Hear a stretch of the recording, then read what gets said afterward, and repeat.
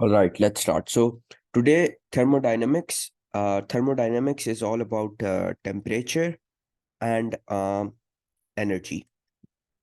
So this is a very small topic, but it's heavily theory based. So you need to know a lot of you need to understand a lot of stuff.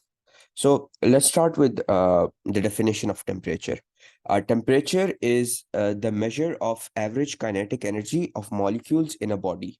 And the unit for temperature, you'll usually use Celsius or Kelvin. And the SI base unit is Kelvin.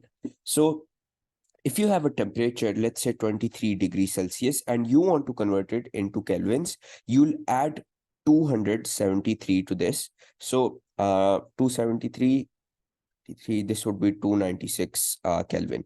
So yeah, this is how you convert degrees to kelvins. You will add 273 to Celsius to convert it into Kelvin. So yeah, and so there are a number of different ways you can measure temperature. There are different types of thermometers that we need to know. The first one, the very basic one, is the liquid in glass temperature type. So in the glass, in a glass, you'll have mercury usually, mercury, and the reason that you use mercury for measuring temperature is because one, it's linear. This means that the expansion of liquid would be linear. The liquid would expand linearly. It won't burst into a vapor or something. If you used water instead of mercury, right, then water has a boiling point of 100 degrees. And so at 100 degrees, when it reaches 100 degrees, the water will start to evaporate and vaporize. So to prevent this, we usually use mercury. And similarly, water is not expanding linearly. Water can evaporate, or it can expand unlinearly. So water would be here at one point, it can reach here at another point. So the expansion is not linear, and this is why we don't use water as a liquid for thermometers. So the second type of thermometer is expansion of a gas at constant pressure. So you can expand a gas at constant pressure, and this can act as a thermometer as well. And the third thermometer is change in resistance of a wire. And these two are used in electricity. So change in resistance of a wire, or change in EMF or voltage at the junction of two different metals, of two different materials. So remember, change in resistance of a wire and change in EMF of at the junction of two different metals. So a thermometer can be made from any object that has a property that varies with temperature. And this property must be varying linearly with temperature. So this is called the thermometric property. And there are limitations of liquid in glass thermometer. And there are two limitations. The first one is that it's very difficult to ensure that all liquid is at room temperature. For example, water, if the thermometer is big, water will have a different temperature here and a different temperature when it's here. So the temperature is not constant throughout. And the second limitation is that glass is an insulator. So it will take time for liquids to heat if it's a liquid in glass thermometer. And this makes it slow for temperature changes. So glasses are not good conductors of heat. So instead, they act as insulators. They'll absorb heat. So this causes the temperature change to take time. So yeah, these are the two limitations. And to measure a temperature, a scale is needed. And to establish that scale, you need to have two properties: the upper fixed point This is known as the steam point, or the boiling point, and the lower fixed point. This is known as the melting point. And there is one formula you need to know. It's that the temperature in Celsius equals the length of that temperature. So LT minus L0 over L100 minus L0 into 100 degrees. What is this? How do we explain this equation? You have to memorize this equation. It's that the temperature change in Celsius equals the temperature change, the temperature at the given length. So if you have a thermometer and it raises to a certain temperature, this length, the length that it raises, is LT, and L0 is the length at 0 degrees. So for example, this is 0 degrees. Then this length, the length from here to here, is the L0. And L100 similarly is the length at 100 degrees. Ignore this. Length at 100 degrees. So for example, this is the length at 100 degrees. So this would be L100. And all of this you multiply by 100 degrees and you'll get the temperature in Celsius. So yeah, you have to know this formula as well. And so moving on to thermal properties of metal. What is melting?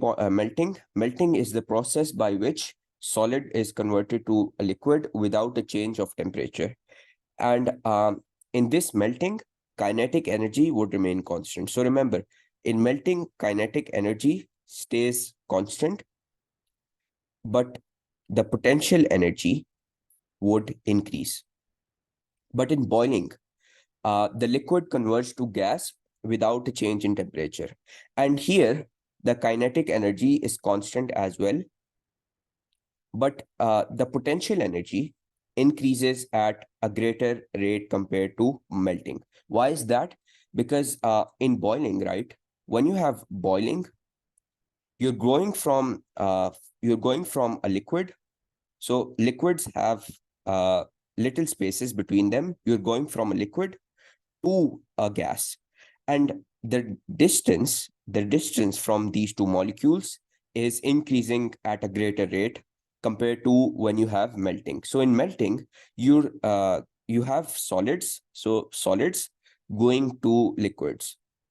So the distance between the molecules is not greater. But when you compare boiling, right, in boiling, the change in distance between molecules is much greater compared to melting. So this is the reason that potential energy in boiling is much greater. The increase in potential energy is much greater compared to melting. And remember, kinetic energy would stay constant in both of these. And what does heat do in boiling? Heat increases the separation between molecules to infinite.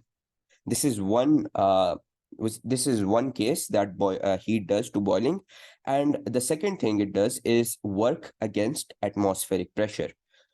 So the distance, when you're increasing the distance, right, this requires work. So because work done is force into distance, and since there is an increase in distance, so you're doing work. So work is done against atmospheric pressure. Remember this, that atmospheric pressure is the thing that you're working against. So yeah. And so moving on to specific latent heat of vaporization. So there are two types. There is the latent heat of vaporization and the latent heat of fusion. And both have very similar formulas. The only difference is in their definition. So latent heat of vaporization is the amount of heat required to change the state of a unit mass of a substance from liquid to gas. So vaporization basically is when you go from a liquid to a gas. And this happens at constant temperature. And the formula for latent heat of vaporization is the heat supplied over the mass that is evaporated. And yeah, so the rate of heat loss is directly proportional to the temperature change or the difference in temperature. And what is latent heat of fusion? Latent heat of fusion is the energy per unit mass required to change a state from solid to liquid at constant temperature. So in fusion, you're going from a solid to a liquid, and in vaporization, you're going from a liquid to a gas. And the formula again, latent heat of vaporization is again, it's the heat supplied over the mass lost due to this change. So there is a formula that you need to know besides these two formula. It's called Q equals mc delta T, where m is the mass, Q is the energy, and T, this should be capital T, my bad, this is the temperature difference. And remember that temperature difference can be calculated in Kelvin or Celsius. If it's in Celsius, you don't have to convert it into Kelvin. This is because this only happens during temperature changes. So in temperature changes, when you are calculating temperature change in a formula, you don't have to convert Celsius into Kelvin. This does not need to happen. So yeah, remember this. And what is specific heat capacity? This C right here is the specific heat capacity. And it's the amount of heat required to raise the temperature of a unit mass by 1 degree or 1 Kelvin. And it's the energy per unit mass or the energy per unit change in temperature. So yeah, so memorize the definitions as well. And this was basically thermodynamics. I want to go into the laws of thermodynamics as well. But before I go into that, I need to talk about ideal gases. So ideal gases are gases that obey these assumptions right here. So, and ideal gases, the formula for an ideal gas is PV equals nRT, where P is pressure, V is volume, N is the number of moles, R is the constant, it's 8.31, and T is the temperature. And remember, this is not delta T. So that means you have to convert Celsius into Kelvins in this case. And also remember that this number of moles can be found out by using N is mass over MR.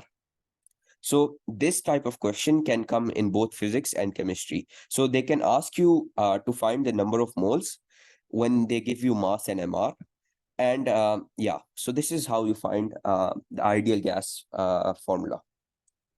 And so there are some assumptions you need to know for ideal gases. There are 5 assumptions. The first one is that there is no intermolecular forces acting between molecules. So molecules don't have any temporary forces between them. The second is that the duration of collision is negligible in comparison to the time between collisions.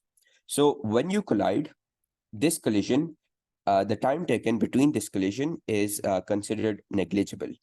And the third is that the motion of molecules is completely random and they experience perfectly elastic collisions.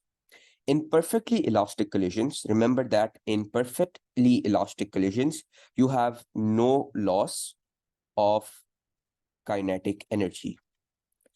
So in elastic collisions, there is no loss of kinetic energy. So yeah, and ideal gases follow this perfectly elastic collisions. And also, the motion of the molecules follow Newton's laws. Newton's 3 laws are followed by these ideal gases. And finally, the molecules move in straight lines between collisions. And yeah, so these are the assumptions that you need to know. And this you also have to know how we derived this equation. So this equation is derived from these 3 laws. The Boyle's law, which states that when temperature is constant, So when the temperature is constant, pressure is inversely proportional to the volume. So pressure and volume in this case are inversely proportional.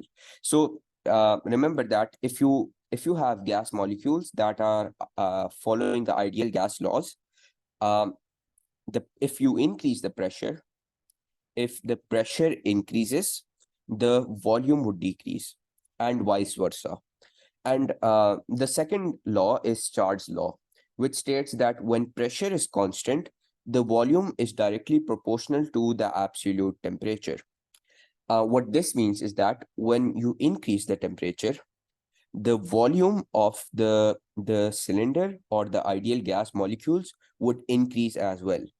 And this can only happen when the pressure is remaining constant. And finally, the pressure law, which states that when volume is constant, when the volume of the gas is constant, the pressure is directly proportional to the absolute temperature. This also means that when pressure or when temperature increases, pressure would increase as well. So pressure is inversely proportional to temperature, and volume is directly proportional to temperature, and pressure is inversely proportional to the volume. So these three laws you have to know. So in the exam, they can give you this formula, this equation. You have to tell which type of law it is. So when pressure is directly proportional to temperature, this is the pressure law. When volume is directly proportional to temperature, this is the Charles law. And when pressure is inversely proportional to the volume, that's called the Boyle's law. So yeah. And with this, we are done with ideal gases. We did ideal gases in chemistry as well, so this is not new for you guys. And yeah, so let's move on to the laws of thermodynamics. Uh, Before that, you have to know what internal energy is. Internal energy is the microscopic sum of kinetic energy and potential energy of all molecules in a body which are in constant random motion. So the symbol for internal energy is U, and remember U equals the sum. So the sum is kinetic energy plus the potential energy. So U, or internal energy, equals kinetic energy plus potential energy. Now, this potential energy can be any type of potential energy. It can be gravitational potential energy. It can be elastic potential energy, all of that stuff. So yeah. And also remember that in an ideal gas, you don't have any force of attraction. Remember, I told you one of the assumptions, there is no intermolecular forces between the molecules. So the force of attraction between ideal gas molecules is negligible. This means that there is no gravitational potential energy. And because of this, in an ideal gas, the formula for internal energy is kinetic energy only. So internal energy equals kinetic energy in an ideal gas. But if it's not an ideal gas, then this would be the formula right here. And so remember that kinetic energy is directly proportional to temperature as well. What this means is that if you increase the temperature, kinetic energy of molecules increases as well. And hence, remember, in an ideal gas, if you increase the temperature, if you increase temperature, your internal energy would increase as well.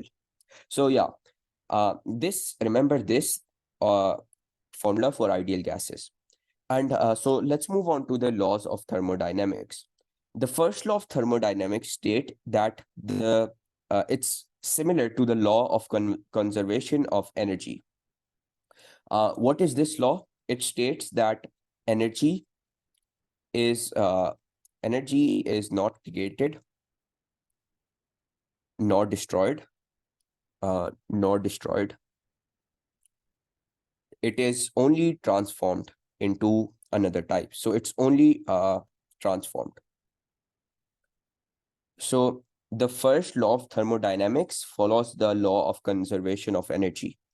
And the formula for the first law of thermodynamics is this right here. And this is a very important formula because I've seen a lot of questions from this chapter from this equation only.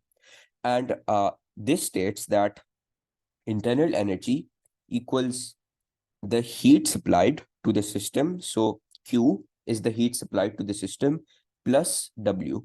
And W is the work done on the system. And remember the signs as well. So when you want to reverse the sign, you'll basically change these two numbers. So heat supplied to the system is positive, but heat supplied by the system.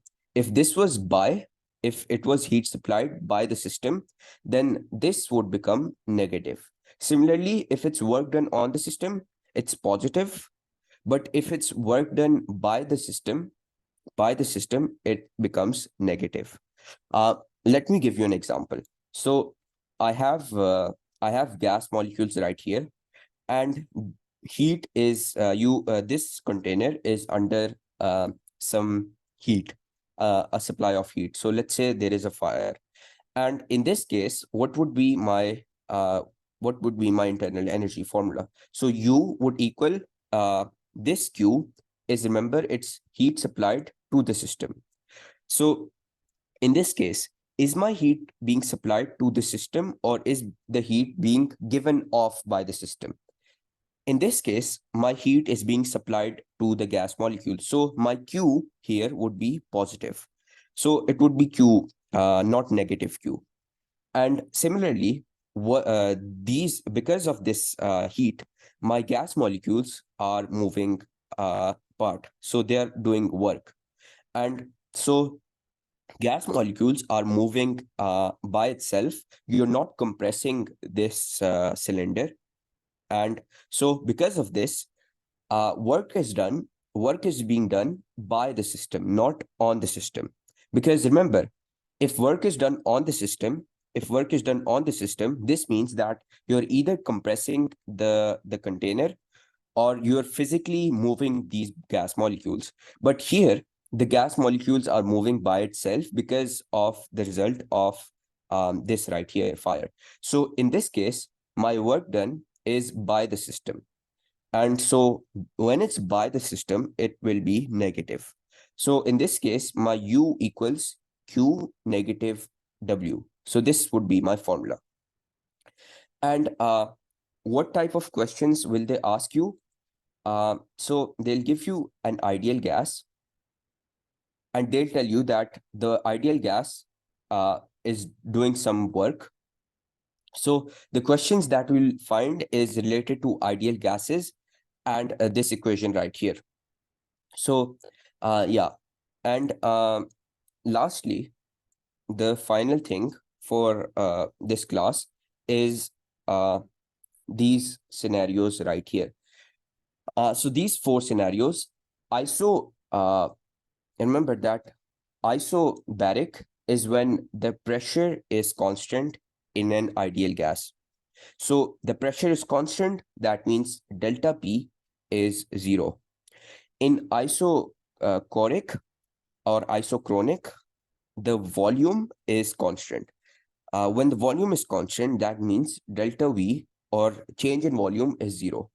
And similarly, isothermal is when the temperature is constant. So the overall temperature of the system is remaining constant. That means delta T is, or the change in temperature is 0. And adiabatic is when the heat transfer is 0. This means that the overall heat supplied is 0, or heat transfer is 0. And the confusion comes between isothermal and adiabatic. Remember that adiabatic process happens without heat transfer or matter. So if you don't have any heat transfer, if you're not supplying heat to any system, when you're not supplying any heat to the system, that's probably adiabatic. But when there is heat transfer, that's when you have isothermal changes. And remember, isothermal is when there is transfer of heat energy to make a temperature constant.